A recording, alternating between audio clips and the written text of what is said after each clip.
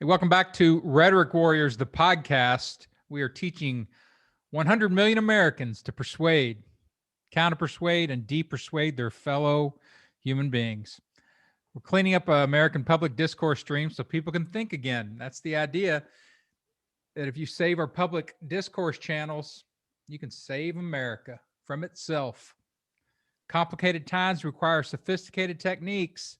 So come on in and learn some stuff at a high enough level to make a difference when you actually go out to persuade politically. You can visit us at rhetoricwarriors.com. Find us on social media. I write jokes all day long on Twitter at Rhetoric War. You can follow those. My name is Dr. Dan. I am a rhetoric PhD, former professor, escaped professor from the universities. I was a comedy writer in late night Hollywood for a long time, for late night talk. And I kind of got up into politics 5 years ago and started deciding to see what rhetoric can do to help us straighten out some of this stuff. So this podcast is set up. I talk to comedians, I talk to some experts, and I also try to convert right-wingers or Trumpies or MAGAs, whatever you want to call them, the far right, the GOP. I have guests on and we talk, and eventually I get their permission to try to convert them, and we'll see how that goes. My guest today is none of that right-wingy, but he is, I think, a very funny guy, a very funny comedian, known him for a long time. And he has some really interesting background in persuasion, I think, as an experiential thing that he's been doing for a career for a long time. So we're going to talk about that today. So everybody, welcome my guest today from Kentucky, directly from the blue grass state, Kirk Miller. Kirk. How you doing, Dan? Howdy, Dan. How are you? Good to be with you. I'm particularly excited there's a evangelistic element to this podcast where you're trying to reach out and convert. That's wonderful. Yeah. Don't you think the country's needing some conversion? Yeah. Big slice of it. Well, tell me what you think about that. What would you what do you think needs to be converted these days? In conversion? What do you see? Well, beyond the kind of the jokey implication that there's a religious element to your podcast, you know. Everything's evangelizing and proselytizing, right? It all has a conversion element. It is, and politics is intense in that way, and the two overlap, religion and politics. But you know, the issue of evangelicalness is an interesting one, and is there a mandate to reach out and convert people to either to your religion or to your politics? And they're not dissimilar. No, they aren't. Do you think there's a mandate? Do you feel any mandation?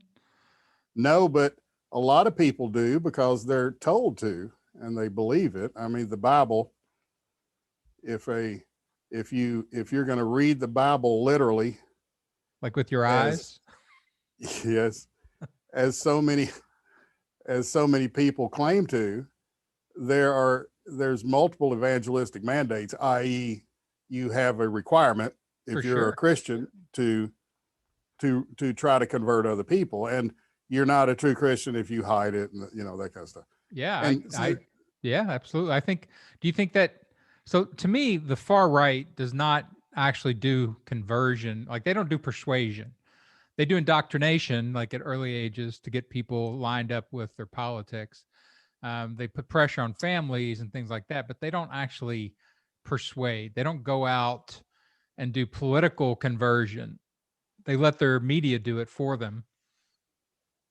Whereas the left has to, actively try to persuade. They have to talk to people, give reasons, take them through logical processes. It just seems there's such a tenuous fiber between indoctrination and persuasion in that regard, because it almost becomes semantical. You know, does persuasion use different techniques than indoctrination? Yeah, absolutely. Like, give me an example. One of the splits that I create in Rhetoric Warriors is this idea of ethical only persuasion versus unethical dominated persuasion. And the right and indoctrination, manipulation, deception, slander, all of that is unethically dominated persuasion. Ethical only persuasion wouldn't allow any of those techniques to be used. Okay, well, how about in days when there wasn't massive media throwing lies at people all the time as a point of as a method of indoctrination, but people were raising racist children that thought black people were inferior to them consistently. Were they being indoctrinated or persuaded? That's Klan training.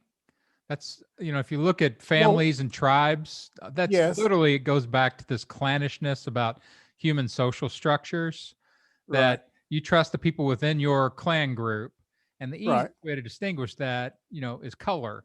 Like if somebody's yeah, from a different color, they're clearly not in your clan group. So mm-hmm, you're supposed to mm-hmm, fear them, hate them, fight them. There's a right, huge tradition of that in human society down through all time.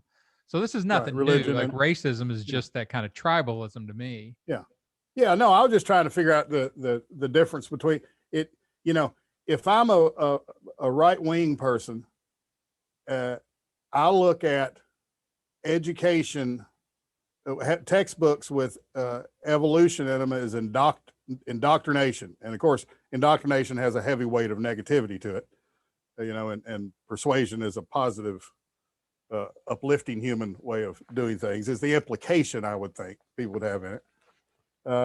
But as a liberal, I don't view that as indoctrination or persuasion. It's just education. So Well, I it would say adds even more. it probably is education. It probably is persuasion, in that it has to be, Persuasion to believe science. yeah, Persuasion to believe science. it has Okay. to be presented in persuasive ways, which persuasion is things like, you have freedom of choice about whether to believe this or not, but Yeah. I have the burden to convince you. And if you're Uh-huh. reading science, they take that burden very seriously. They don't just say, Right. "Hey, No, I climate understand. change, Right. we're done." Right. Now, you're going to the issue of should we accept people that are arguing lies? Yeah, I understand that go against science, and no, we shouldn't. But I'm just saying where we are in society now in terms of the definition of those two words, indoctrination and persuasion, we're split on even that. Yeah, because we We don't. we, Yeah. we don't agree on what indoctrination means. Well, and You know, that's part of the thing. Like, so one of the other unethical techniques that ends up confusing the whole landscape is appropriation. So when yes. you appropriate the other side's terms, Mm-hmm. their stories and their claims and their villains and all that kind of stuff, then you start saying that, like, it's clear the difference between indoctrination and persuasion. Like, no educated person would have a lot of difficulty seeing the difference in those two things. But the right has taken that word of indoctrination and they're applying it to education. And that's a misapplication of that term. So they've appropriated it, Right. misapplying it, and it causes confusion. And then you have an unfunctioning public discourse. They've appropriated Trumpism as democracy and Right? Americanism as Right? well. And so, yes, I understand. That's amazing. Like, I love that stuff when I look at it, like they do the photoshopping of Trump into, holding a gun on top of a hill with a flag. Yeah. And Yeah. I'm like, wow, that's some amazing appropriation. It is. It is. But, and and I'll tell your listeners, I since one of the, there's a lot of upsides this pandemic. Oh, sure. There's death. There's overrun hospitals. There's nurses and doctors that are suffering terribly. People are without work. I got, lost my job, but I've been able to sit and watch a lot of news, including Fox News. So there's always an upside. And so I sit and luckily on my cable, those three channels of the three, I guess the indoctrination networks, the CNN, Fox, and MSNBC are you okay? Two persuasion, one indoctrination. I don't know. I would say CNN and MSNBC are persuasion channels. They are not indoctrination channels. All right, I'll just play the position of 74 million plus people in the country. I want to hear your views. I want to hear okay, but I'm exploring I'm interested in what all views are and what other are there. Well, here's my view is that my view is there's 74 million people that don't believe that shit whatsoever. I mean, they'll say, CNN and anything but Fox and Newsmax is just pure lies and indoctrination. projection is the most powerful mechanism working right now, I think, to fuel the Trumpism that's going on. And all you have to do is listen to the language. Well, first of all, Trump makes it so easy because all you have to do is listen to what he says, and you know the opposite is true. Right. Or he's talking about something he did, not something someone else did. And you can listen to Fox and listen to his words, and he will give speeches regularly where 100% of it is that. And it gets mirrored immediately on Fox News. And I don't have to have a conversation online or in person with my Trump supporting friends to know what they think at that moment. Right. Because it now the mechanism implants so quickly and with such great, of course, faith is the other issue, but faith is required to allow the mind to get projected upon that quickly and rapidly and without question. And they're full of it, of faith. I don't mean Full of faith. it. They're over faith. Yeah. I like that. I had that, I use that expression every once in a while. Oh, ye of too much faith. Well, in a lot of regard, any is you got to be cautious of any feeling of faith, in a sense.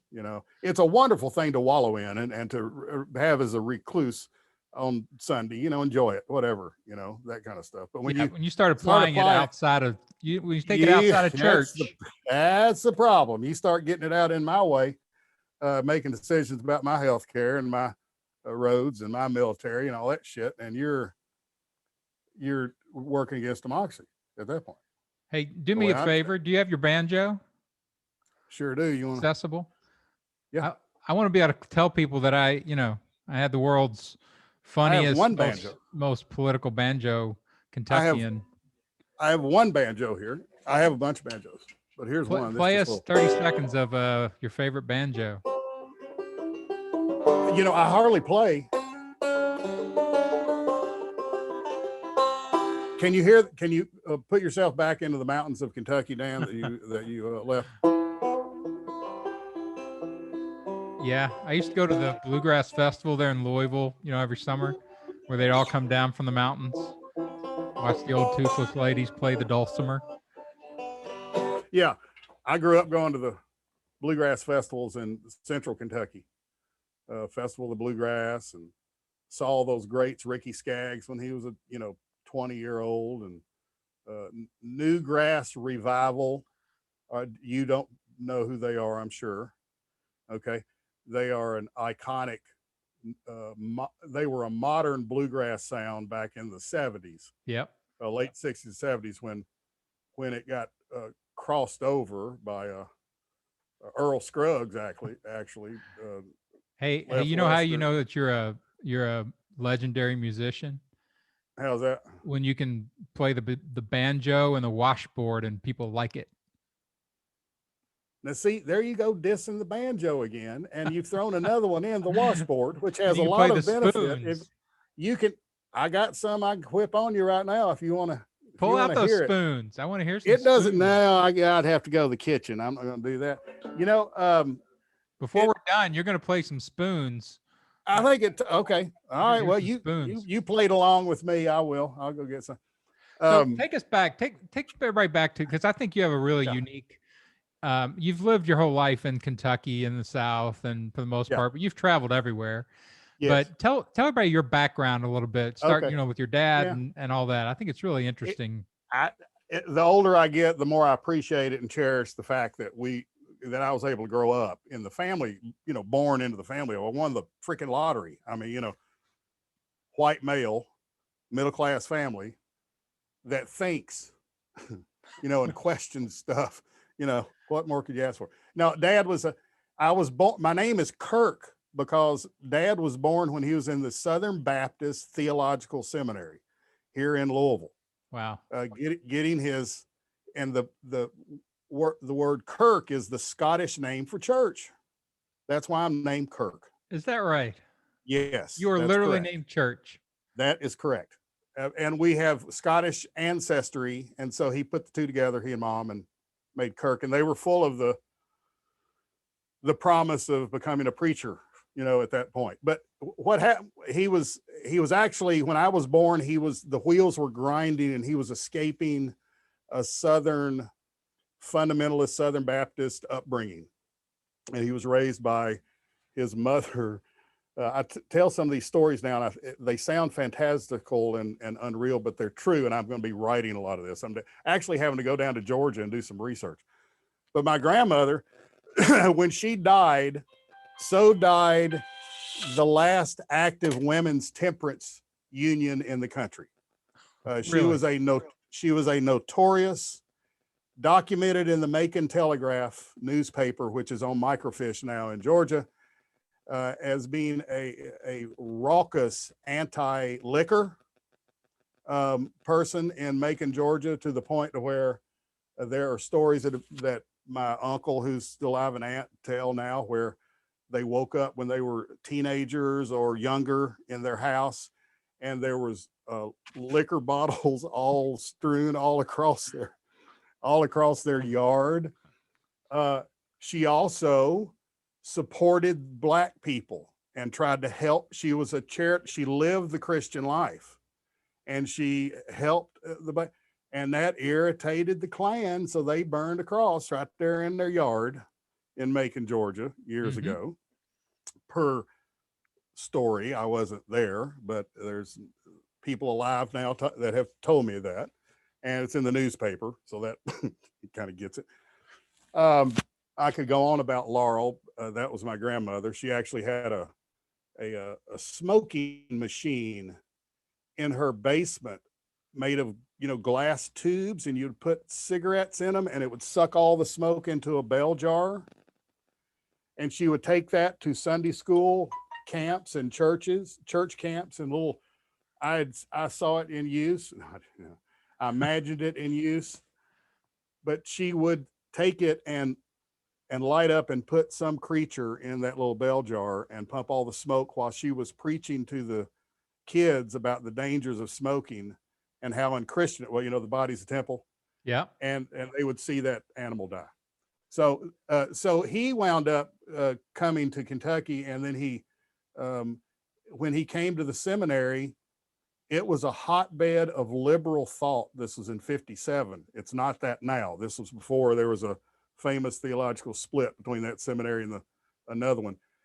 And you know, it's before the moral majority and all that kind of crap started coming on the country.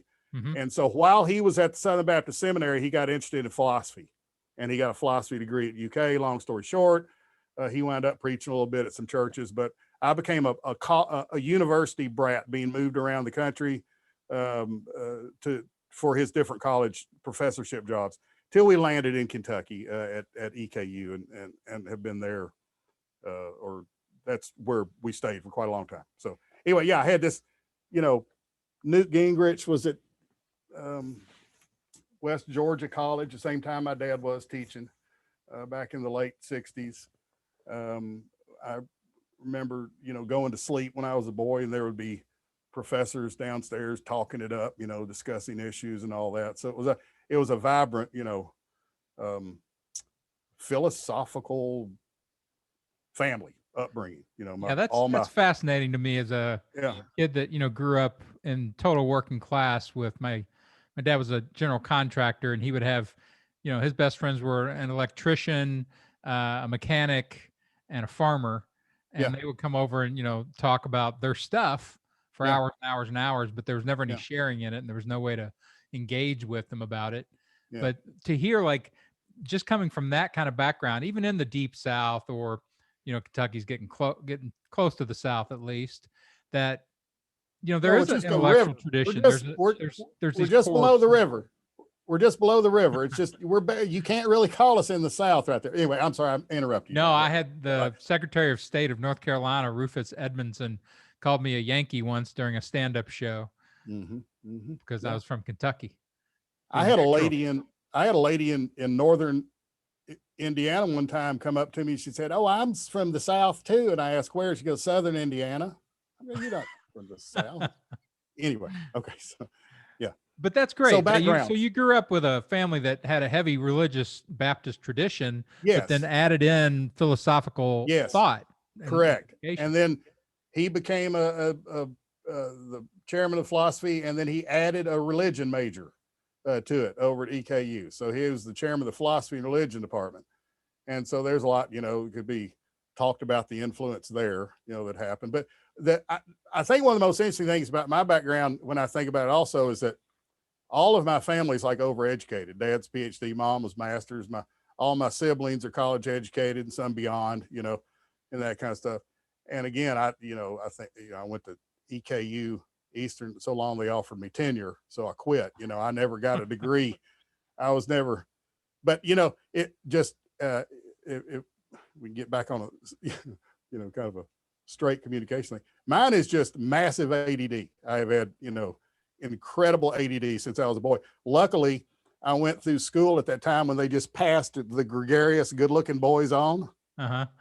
Seriously, I would not be here. I would not have gotten out of high school. I'd be GEDing it at the best, just because, even from that family influence, but it just, my brain didn't work that way. But it's worked in a lot of, I hope I've put the scatteredness of it to you're best use. I would describe you as a Kentucky Renaissance guy. Like, you have skills and interests across so many different things. Like, I've had meals at your house in your little apartment there that could have been, at any high-end restaurant around the world. Yeah. Well, and I don't cook. My children can cook circles around me. My son went to culinary school.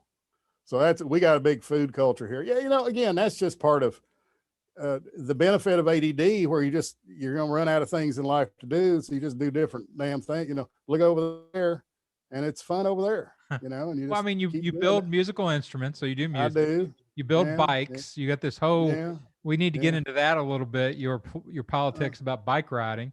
Oh yeah. You're a learner, you're a comedian, you're a speaker, real estate. So yeah, there's a lot. That's why I like this. Sounds pretty Renaissance to me.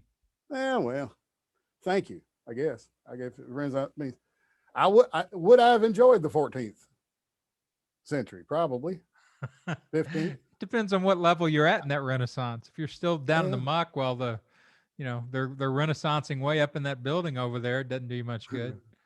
That's true. Well, so tell me about, they'd have taken my ass to the tower. I'm pretty sure. Yeah. Back in those days. All right. So that's good. We got a good little background there. How y'all escaped the dungeons of pure just religion. Yeah. Yeah. Now you've got a lot of perspectives on that, right? I mean, you've seen the South, and you've seen all these things sort of percolate during your time. I imagine you were a somewhat of a hippie in the 60s. Yeah, absolutely. That got started, growing up around college campuses. Last year was the 50th anniversary of Woodstock. It was also the 50th anniversary of me smoking pot, because I smoked pot the first time when I was 12 years old in Carrollton, Georgia, during the week of Woodstock. We weren't there, but we knew it was going on. And I saw many of the greats in concert with a $4 festival seating ticket during the 60s, 68 to 71. Like who'd you see? We saw the Allman Brothers before any of them died multiple times. We saw Steppenwolf. We saw Jefferson Airplane when Grace Lick was pregnant with God. She named her child God. Many more. I grew up early, real early, down there in that 68 to 71 period, which was great. I liked it. And I was a hippie. Yeah, we rolled into Richmond 71. My hair was down at my shoulders at that point, which was a prized thing for a, fresh, we were young, we were all pretty.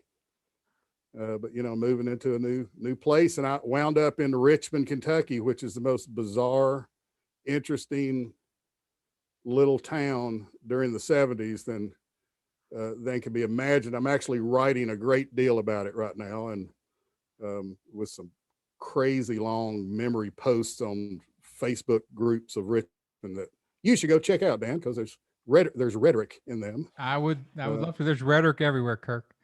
Yes, there is. So you were in Richmond. Tell me a little bit about that. Why do you say that it was such an exotic location at that time? Richmond, if I could describe Richmond was a in the 70s was a bootlegger with a flat tire on his truck. Richmond was a EKU student that signed up for 8 o'clock classes and failed them all because they never made it. Richmond was a city of townies and country people tenuously occupying the same plot of land on the plateau that is at the center of the bluegrass in Kentucky. And you had this mix of Appalachia. It was all the rage for New York kids to come down from Brooklyn and Queens and go to college at EKU at that point. So we had that mix put in there. And we had all the other cliche stuff that you can imagine about it was also there. The population was 19,000 when we moved there. And at a point there was 23 liquor stores, more than one per 1,000 population. And the reason was it was dry in Kentucky all the way south on I-75 and east in Kentucky. You could not get a legal drink of liquor unless you drove to Richmond. And that's why there were 23 liquor stores with bays and all the bootleg. And so it was a classic case of the moonshiners, the preachers, and the bootleggers working together to keep it dry in Eastern Kentucky, and Richmond benefited. So anyway, so Richmond it wasn't, you wouldn't say what it wasn't. I mean, that, like, when you look at that stuff and the sort of underlying the true motivations within political work, that's a great one that you just said. Like it literally benefited the bootleggers to have dry counties. Sure. And the preachers and the moonshiners, they all had the same interest. They had the same interest in the same end. Right. They had interest in the same end. They just didn't have the similar interest, different motivations. So they're all feeding off the same trough, just at a different, place. And people say we don't have a complicated society here in Kentucky. By God, there's an example right there. See the complexity of the world? It's just like walking through Queens. By God, it's just that complicated. Yeah, there's nothing. There's no human culture that's ever simple. Correct. Ever. No, that's right. That's why I get my ire up, because I love Kentucky so much. And people, when you own a spot, you get defensive about it, and it's more fun and easy to, see the hillbilly nature. You know who started all this shit, don't you? Of making America think that Kentucky was hillbillies? Deliverance? Walt Disney. And it was with one cartoon that came out in the 30s. Remember the hillbillies fighting each other to the sound of where they fight each other all over the bridge and beating? That was America's first exposure to hillbillies. Yeah. And then it got associated with Kentucky, and then there's other history that goes along with that. So the culture, the rhetoric, the words that have come out of Kentucky from writers and other artists are immeasurable. I mean, it's just, if you're just looking at that aspect of life, too. Yeah. So, when it percolates up into that general culture, and you saw this a couple years ago when I remember the woman clerk, wherever she was in Kentucky, and she wouldn't sign the marriage certificates for gay guys or, gay and lesbian couples. And every single time that was mentioned in the media, they said such and such from Kentucky, this Kentucky clerk, they made sure they got Kentucky in there. Oh, and we got our ambassador, Mitch McConnell. He's not the best example of a human species. Let's not use him up as a measuring stick for success, as a human.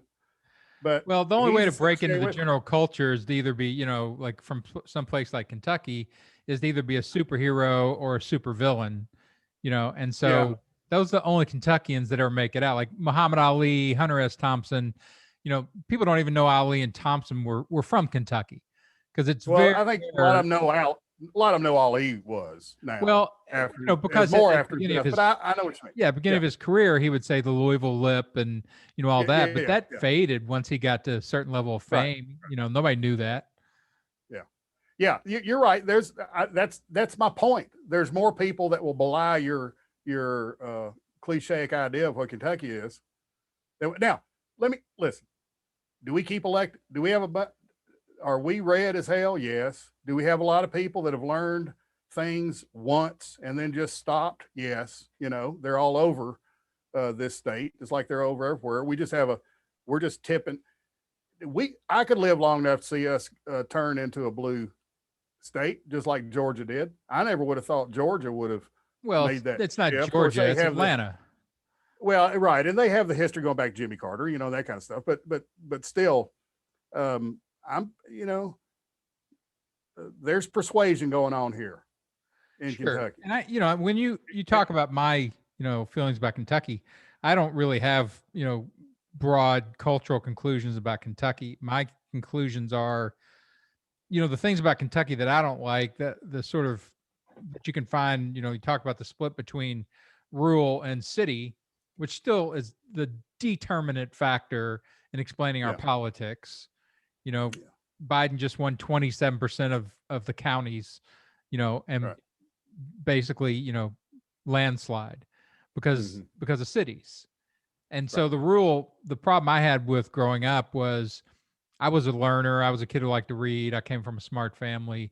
It was a very working class family. I was the first person to go to college, but my vocabulary grew, because I was reading. And when you're abridging your vocabulary when you're like 7 because the adults aren't getting it, then you don't fit in that culture. Right. Yeah. If I'd have grown up in your family, that wouldn't have been a problem. Luckily, since I couldn't read well, they were taught. I was getting it verbally. Yeah, I was getting it verbally because I couldn't. I didn't read books. I did. I think I read Animal Farm in high school. That was all I can remember reading. Yeah. No, it's interesting, and the political side of this too is just. And you've seen a lot of this, so I'm interested in this too. Like, I really appreciate you talking about your background like that, because it expands the story of how people think about Kentucky. And I've always gotten it. I've always had a soft spot in my heart in some ways for Kentucky. But like your politics, you've been looking at politics for a long time, and I remember you talking to me about the Tea Party way back when I hadn't even really heard of the Tea Party. So you've watched a lot of this happen. Sort of rise of the moral majority. And I track it all the way back to McCarthy because I'm tracking rhetorical techniques and McCarthy's slanderism and that kind of, all that Nixon used. And then it just, has been repurposed by Trump. But you watched this emerge. So talk about that a little bit. When did you start seeing this? And tell me some stories about that. Well, it is when you think about it, it is the intersection of religion and politics, because, that was I guess, what years were the moral majority coming in? It was the 80s. 80s, wasn't it? Yeah. Okay. So long before that. Yeah. Contract with America was, Clinton, 85. Listen, dude, it just goes back to your parents. I mean, dad and mom were making us aware of what was going on in the 60s. And dad was the one on the students' side. Like he'd be the student advisor in the 60s conflicts on the campus, and he was, and he always, said there's all kinds of intelligence and don't judge people. It's funny, if I could slip this in and you can remind me what we were talking about, because I'll lose my train of thought, but you were talking about how you grew up around the mechanics and the people that, the different kind of people, the working class, blue collar working class kind of people. See, I did too.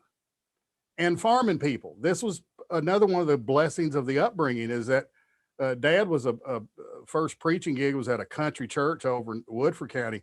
And we went to these people's houses with outhouses, and these country people that worked. I eventually wound up working with my hands out of high school because I couldn't do anything intellectually. So I was a welder and all that kind of stuff. And so I have more than a deep appreciation for people that don't get the benefit of, you know, the educational background, you know, anyway, I just want to throw that in. Now, what were we talking about before? We're talking about the rise of the Tea Party and that kind of the Tea Party and all that kind of stuff. experiencing that. Like, what was that like to experience? Because I think it moves past most people and they didn't really experience it. But I remember you noticing it. I specifically remember you telling me about it.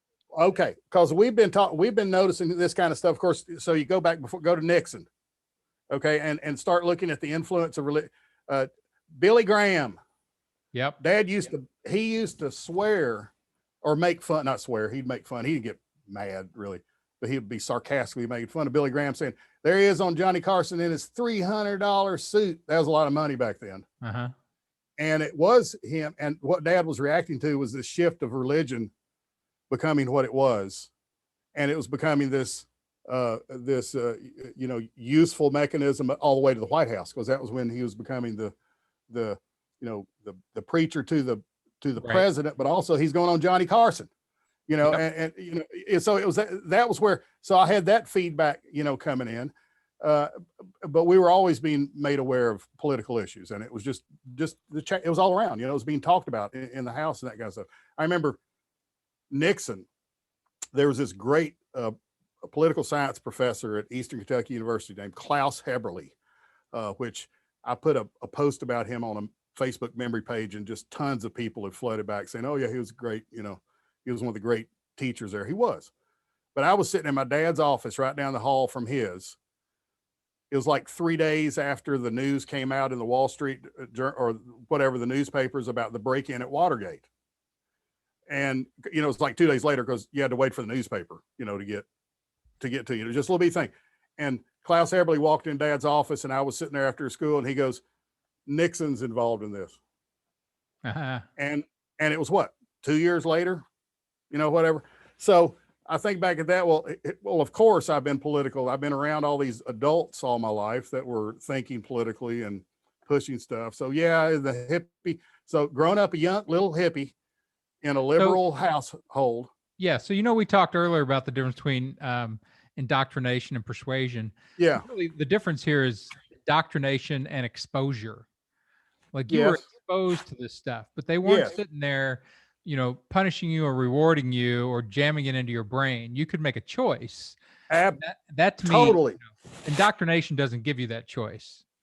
I have one of my sisters has made her purchase in life, her living as a music minister in churches in California. She's a minister.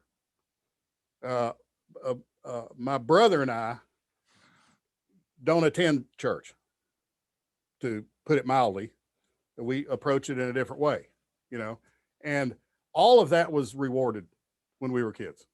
I remember we could make the decision early on not to go to church. We didn't want to. Early on, meaning, you know, teens, right? Which most Southern Baptists, you know, usually the rule is, till you're out of my house, by God, you go get church. That's at least right. Once a week, you know, that kind of stuff. So now we didn't have kind of indoctrination, you know. So yeah, you were exposed and allowed to choose. Exposed, correct. That's right. And then the moral majority and all that kind of stuff started coming on, and that was it was hilarious. I have books on my shelf that Dad gave me. He's got one. What was Jim Baker's? Tammy Faye Baker. He gave me a book Tammy Faye Baker wrote about herself one year for Christmas. Yeah, but you know, the difference back then, and I tell people the difference between that stuff then and now is, back then those people were pretty clumsy. You know, the Jim Baker level, kind of like you know, Tammy Faye Baker looked like a clown, and Jimmy Swagger sounded like a clown. And well, to you, right. They did. But it was still theatrical to the point where the broader culture would recognize it pretty quickly as this kind of scammy, you know, sham bullshit. You compare that to Joel. Dan, your use of the term the broader culture is becoming problematic, but go ahead. Well, like what I'm saying is just when you take that outside of evangelical communities and you start to expose people outside of that community, they may still be Christian, but they didn't grow up in an evangelical tradition. Right. Then you have to up the theatrical game. So you get Joel Osteen's, who is now in a suit and is well spoken and is a businessman. basically talking, God. Mhm. And that's a Mhm. whole new level of outreach that, you don't get from the Tammy Faye Bakers, because they're going to convert some people. But in order to spread that, you have to have other characters. You have to take on other Mhm. costuming and other Mhm. rhetorics. And, you see that, to me, that was the evolution away from, I grew up, half my family was Baptist. It was at my grandmother's house, and she would watch Jimmy Swaggart and send him money and stuff like Mhm. that. And even as a kid, I'd be like, this guy's a clown, Yeah. Yeah. but you can't do that with Joel Osteen. Like, he sounds Yeah. educated. He sounds Right. Comes in the articulate. middle. Right. Right. Well, it's I'm sitting. You're making me think, and it's just media that did it. I mean, media that needed media, and then it had a willing audience. Then there's a slot to fill it. There was just like Trump being elected. I mean, it's the same thing. There were different methods of how religion started shifting into politics. That was a big one. That was a monumental period. But also, what people that aren't involved in the church don't understand was when the modern church started coming in, the mega churches, the early, like a good example is Southeast Christian Church here in Louisville, that the sanctuary seats 10,400 people. And it's been around now 20 something years in that sanctuary. But it was when they started to modern it up Mm-hmm. and started to add the different music. Of course, this is how my sister's made her living. She's an incredible musician, and she jumped right on that. Her husband was a Christian, was a professional drummer in a wildly popular Christian band out in California back in the 70s and 80s, or maybe the 80s, I guess. I'm making everybody too old. But that was another it kind of it was an evolutionary thing, but it was also an outreach, and it was a creep toward planting religion in the now and in the cultural now, Right. which can be problematic. Well, and what I'm saying is, like, they start to shear away the traditional aesthetics of religion, like the big hair and the makeup and all that. So you saw that go away with Tammy Yeah, Faye. Then you got to right. Joel Osteen, who is still in a church, still talking, with God terms and with Bible and Yeah, stuff like that. And then yeah, Fox comes along, Rush Limbaugh. Rush Limbaugh's a preacher. He right. just doesn't say I know. God that much. That's right. They all, The yeah, exact same sound, exact same, fire and brimstone, big villains, all that kind of stuff. So they've just sheared away things that let people recognize that this is evangelical or extreme religion, to the point where they've now got all the emotional effects of the religion without having to talk about it as a religion. And that's what becomes the far right politics. yeah, they're just bleeding it over. They've obviously abandoned the Beatitudes Yeah. in their preaching and their actions. Yeah, there's no I thought, contemplative, no, there's no, I august mean, for intellectual those of people don't, tradition. yeah, yeah. If you don't know what the Beatitudes are, that's blessed are the poor, blessed are the weak. It's those I know what blessed, that those is. things that well, I for grew up your Catholic. listening audiences. Okay, sorry. The greatest irony in the last election, to meld this to politics, religion, politics, is just amazing. Again, if you were from the 2,000-year-old religion of Christianity, you would understand the Beatitudes as the essence of what Jesus was trying to get across, or whoever this guy was they called you, or whatever they pot you, whatever that whole story was. And Bernie Sanders, the most, he was a devout, he says, I don't going to tell you my religion. He didn't wear it on his sleeve. He's implied he doesn't believe in God. But his policy positions in politics line up identical to the Beatitudes. If you read them, what he wants to do is fulfill the message of Jesus. And all of the other candidates had Jesus just, clinging to their shoulders with desperate fingers, and putting out policies that would do absolutely the opposite. Right. But literally, go back to rhetoric. So what rhetoric looks at is essentially the most powerful thing is the scan level symbols. So the fact that, the right can come up there and act like horrible, horrible human beings, but claim to be Christians, The claim is what's important. The fact that they wear a suit, that they're the right color, that they don't swear, these kind of things are the big easy symbols to read, and that becomes dominant in a lot of ways when you're starting to do big outreach and big herd growing. So when you see somebody like Bernie Sanders, I've seen a lot of this try to come up into the Democratic Party these days, where they're trying to recapture the fact that, hey, we're far more Christian and Jesus like than the right. Well, I was appropriating that, but I hadn't heard the Democratic Party claim that. I was saying that the irony They don't. was That's that, the thing. They won't come out and say that. No, but Bernie, I just saw that piece of irony that Bernie's policy positions, if enacted, were more in line with the Beatitudes and the Spirit of Jesus than any of the other people were. That was I don't know that there's any. If I said that to Bernie Sanders, he'd go, "Oh, okay, I understand, I get it," but whatever, and he go on. That's but how much more? He's not trying to do that.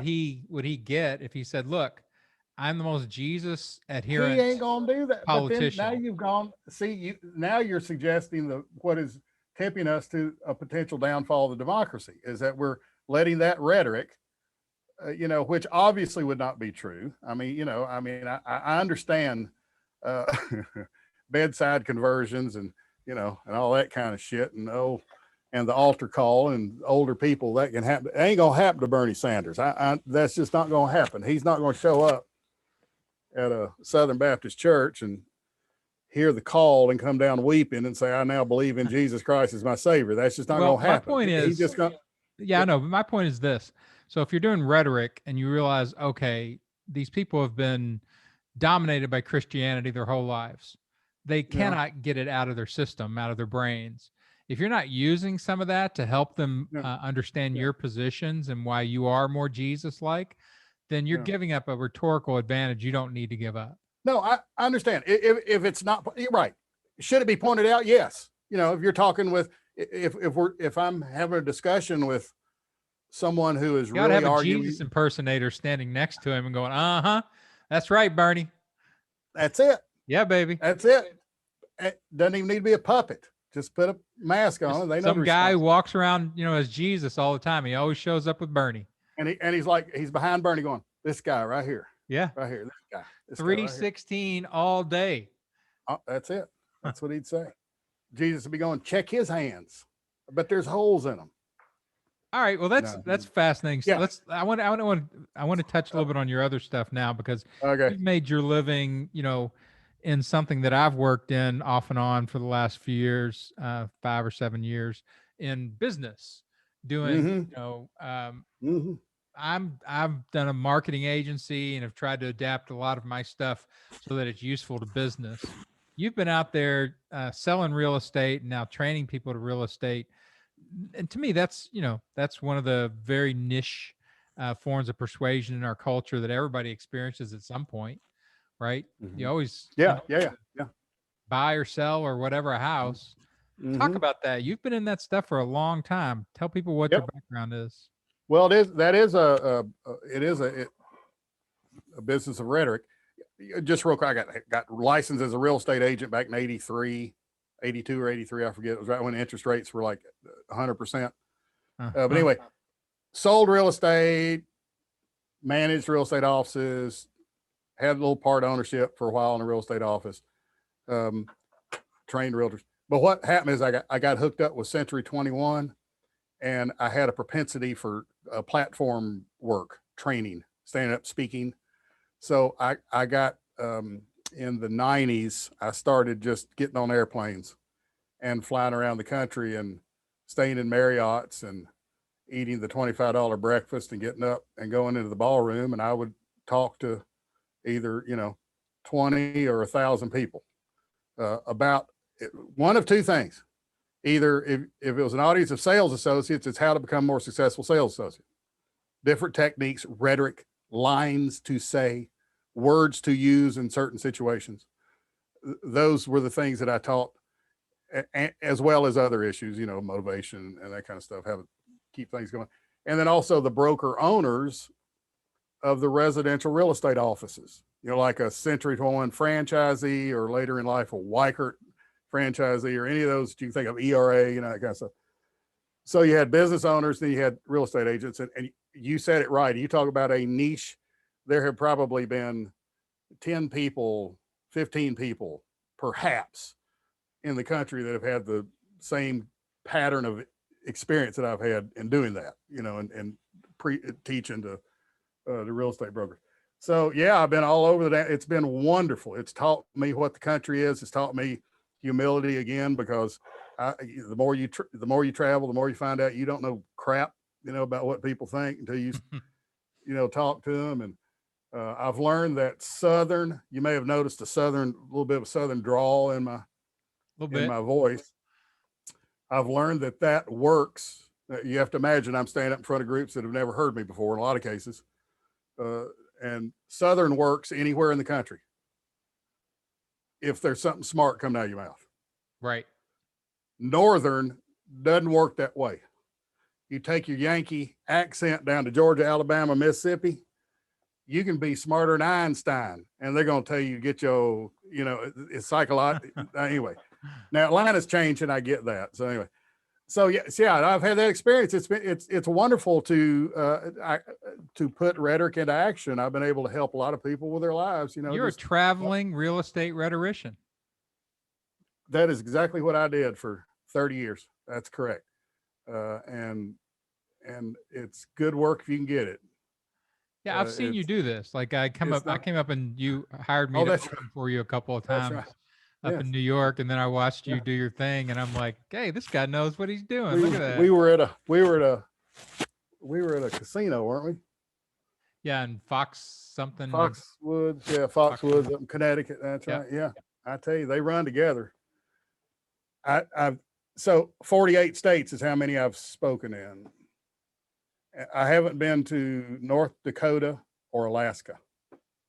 You know, that's amazing amount of reach. You've been doing that for 30 years. You know, the amount of people that you've talked to, the amount of actual rhetoric instruction you have given out to the world, far greater than all these academic rhetoricians that I know who have written books and everything else. It's very possible. Oh, yes. It's absolutely true. You're in the trenches. They're teaching 20, 25 students at a time, sometimes big classes, but one semester. We were mass communicating, as that guy says on, what was it? Oh, brother, where art thou?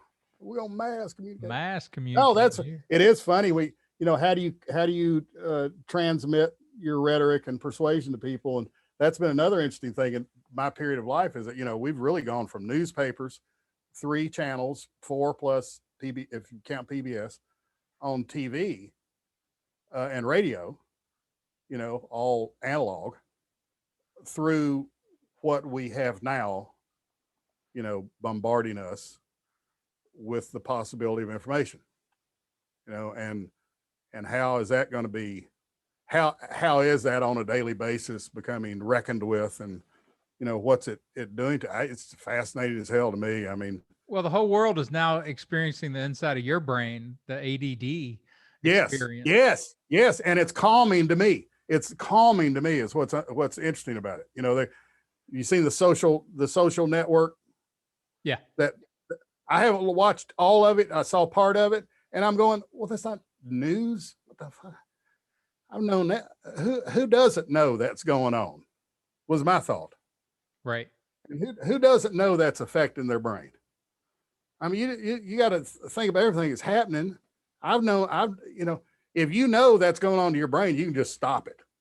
It's like a switch.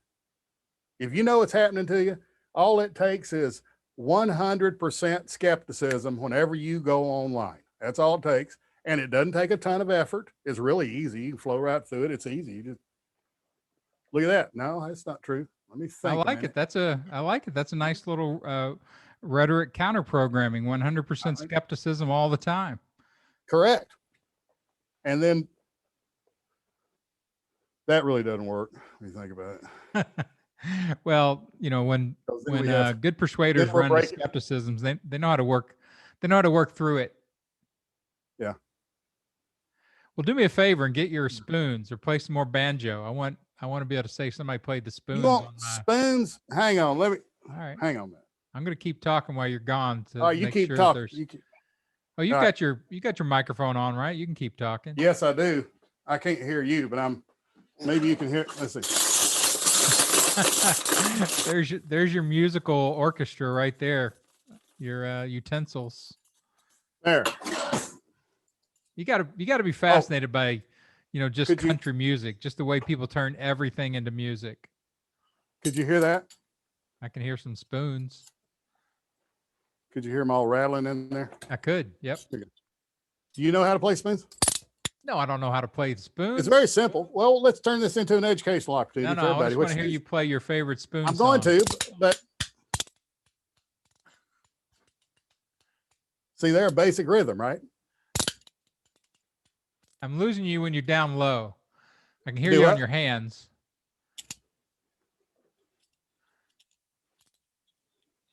I don't do this every day.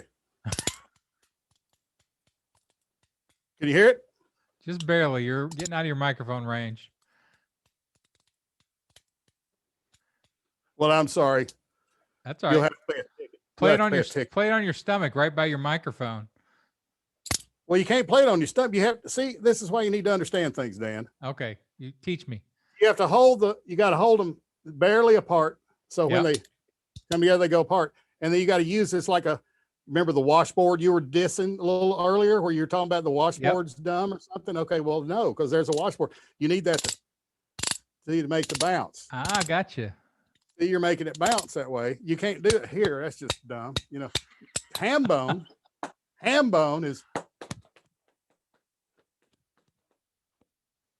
right. Yeah. Ham bone. That's ham. Yeah. Hand stuff. Sure. Yeah. Of course I do. Of course, they wouldn't let me out of Kentucky without knowing ham bone. Yeah. Well, yeah, I needed these skills to That you pick up Kentucky girls. You play some spoons at the bar late. Yeah. It's just like a siren's call.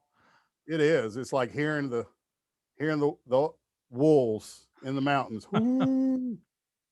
They hear it and it just gets there. You know what they do? When they hear me playing the spoons, they take their hand knitted book covered Bible and slip it under the bed because their thoughts are, Yeah, they don't want Jesus to hear what's going to be happening next. That's right. We got some spoons howling out there, baby. Something could happen. Well, I'll tell you what, let's do just a few more minutes. The last thing we haven't covered is your comedy career. Why don't you do some comedy? Talk some comedy for the people. I tell you, I was so lucky because my career had already failed before the pandemic. So I didn't have that problem that a lot of my friends are having. And Dan, because you made an appearance, I'm in the middle of doing a Zoom series called the shortest banjo podcast ever, the COVID edition. And we're interviewing super legit stand-up comics from all over the country. Some people, TV cred, and there's these people, a lot of different various backgrounds. Some people that are just, 10 years into comedy, some are in comedy 30 years, and talking about the impact that it's had on their lives. And it's, we'll let everybody know when that's ready to drop. But that's interesting as well. I'll promote you. Well, my stand-up was, I remember one time I slipped out the comedy caravan back when I was married, coming back from a meeting, and I just slipped in there for an open mic night just for some reason, because I'd always wanted to do it. So was I 50 by then? No, my middle 40s by then, and just no laughs. I mean, nothing happened. And then years later, because I didn't know what it was. I just, I didn't know what it was. I think the first time I stepped foot in a comedy club. No, I'd been in a few before then. But anyway, so I guess, what was that, 13 years ago or so, approximately 12, 13 years ago. That's around when I met you, I guess. There's just an amazingly vibrant stand-up community here in Louisville, as you know, Dan, has been for years. Iconic comedy club here. That's where I started. That's right. Yeah, I'm telling you. And it's still continuing. There's more venues that have opened up, and we're net more now as just comedy venues than we ever have been. But anyway, so I got interested in it, and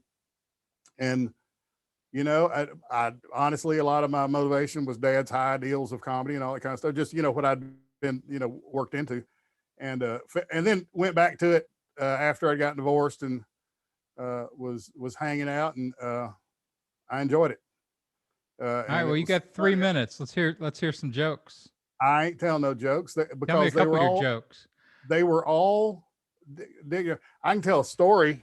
Yeah, you're of you're a joke. one-liner comic. You have a lot of. Here's all right. Here's one, but I think this is a bonus story as well. All right. I mean, this is when Dan wrote a lot of jokes for me. This is not one of them, but Dan wrote a lot of jokes.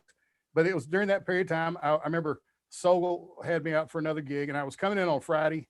I was going to be the host for all the shows that weekend, and I pulled up to the Comedy Caravan, and there was 2 buses standing out or sitting out there, and I'm going, hot damn, we're going to be packed when I go in there.